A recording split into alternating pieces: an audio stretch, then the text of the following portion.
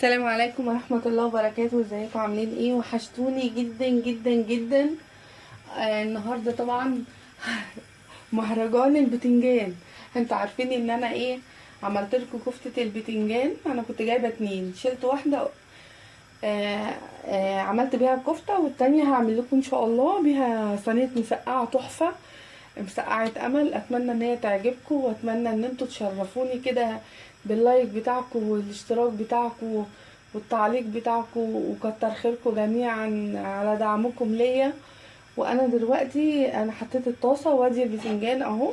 البتنجان انا عملته، قطعته. انا همشي معاكم خطوه بخطوه، واكتب لكم الطريقه كلها في صندوق الوصف ان شاء الله. البتنجان انا قطعته وسبته شويه في مصفى بملح كده، نزل الميه اللي فيه. انتوا عارفين الزيت بقى غالي الايام دي، فنزل كل محتويات الميه اللي فيه، وشطفته شطفه تمام، وسبته برده في المصفى لحد ما نشف معايا زي ما انتوا شايفين. هبتدي ان انا اقليه وانتوا برده معايا. وانا زي ما انا قلت لكم، عشان ما يشربش منكم زيت كتير، احنا بنعمل زي ما احنا قلنا كده. اللهم صل على النبي، بنرش عليه الملح ونسيبه ينزل ميته كلها. وانا كده بقى لسه مسقعه.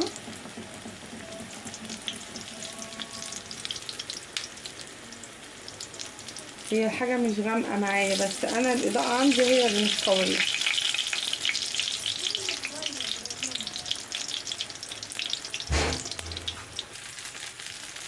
وانا اهو حمرت كام قرن فلفل معاهم. تمام. وانا زي ما انتوا شايفين عملت البتنجان اهو، ورصيته في الصينيه، وكان عندي قرن فلفل احمر رومي عملته. دلوقتي حطيت شويه زيت صغيره بقى، انتوا عارفين ان هو مقلب زيت. والثوم اهو. دي بقى المسقعه اللي بتتاكل بالعيش بالخل والثوم والطماطم. في نوع تاني هبقى اعمله لكم، اللي ممكن ناكله مع الرز عادي، بس النوع ده بيتاكل بيتاكل عادي بالعيش والمكرونه وكده. بس يعني بيميل شويه ان هو، اللهم صل على النبي، بيميل شويه ان هو يعني هي بتحط لها شويه طماطم بس مش كتيره. ساعات ماما الله يرحمها كانت تحب قوي تعملها بالخل والثوم، وترش الثومه بس كده عليها بعد ما تتبلها. بس انا هحط شويه طماطم صغيره. بصوا، هنزل بشويه خل.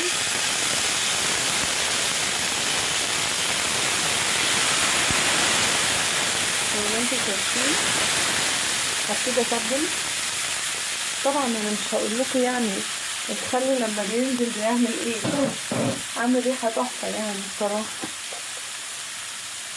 شويه كزبره صغيره،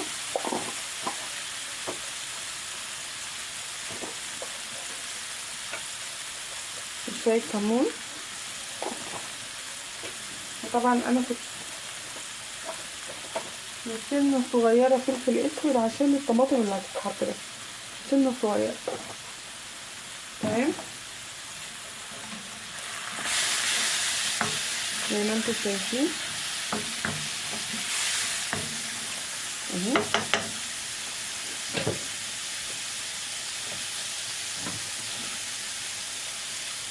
وانزل معايا بمعلقه طماطم،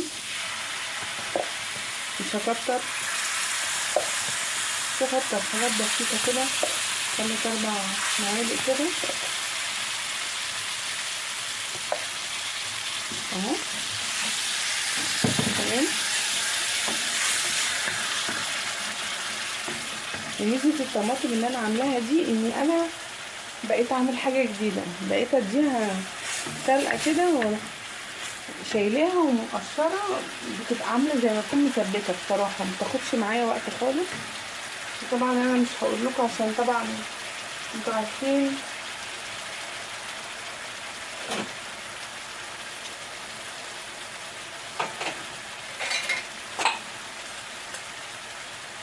ان سنة السكر اللي انا بحب احطها عشان الحموضة.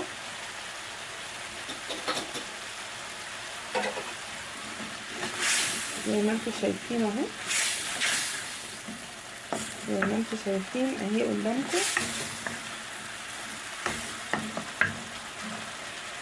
ما كترتش الطماطم،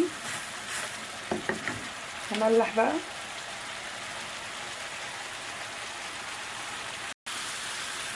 واحنا بنملح نخلي بالنا من الملح حبه بحبه، لان احنا لما قطعناه حطينا ملح عشان ننزل ميته، فنراعي الحته دي كويس قوي عشان الموضوع معانا ما يبقاش ملحه كتير.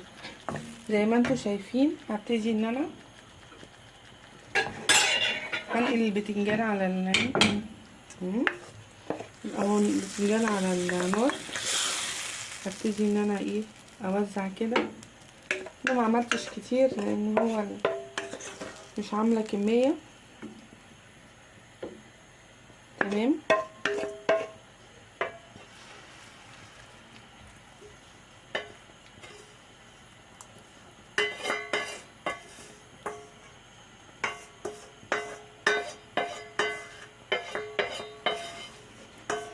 بس كده. وشوايه البوتاجاز حاجه بسيطه قوي،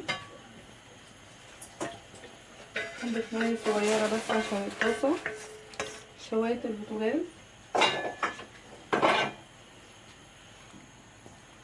اهو.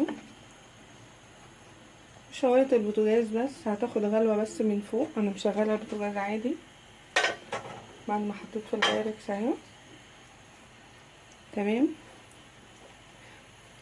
صدقوني ودي حاجه بسيطه. المره الجايه ان شاء الله هعمل لكم المسقعه اللي بتتاكل مع الرز ان شاء الله، رز بشعريه. ليها طريقه تانية، بيتضاف لها لحمه مفرومه وبيتحط لها وعمل لها بصله وتوم طبعا، بس بتعمل لها بصله ولحمه مفرومه. دي بتتاكل، دي صينيه المسقعه باللحمه المفرومه، بتتاكل مع رز بشعريه، رز ابيض، مكرونه. انا عن نفسي اساسا يعني بعشق اي نوع مسقعه مع المكرونه، معرفش ازاي. وبعدين انا هوريها لكم بعد ما تطلع من الفرن.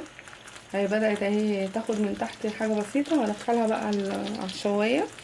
وبكده انا عملت صينيه المسقعه لسه مطلعها من الشوايه حالا. اسرع صينيه مسقعه ممكن تاكلوها طالعه اهي بتطشطش من الفرن. اسرع صينيه مسقعه. وان شاء الله المره الجايه ان انا اعمل لكم المسقعه باللحمه المفرومه، تتاكل مع رز عادي كوجبه جنب سلطه. فان شاء الله يعني اتمنى ان اكلاتي تبقى عجباكم وتنول رضاكم. وما تنسيش في اللايك والشير والسبسكرايب، وبحبكم في الله. باي باي.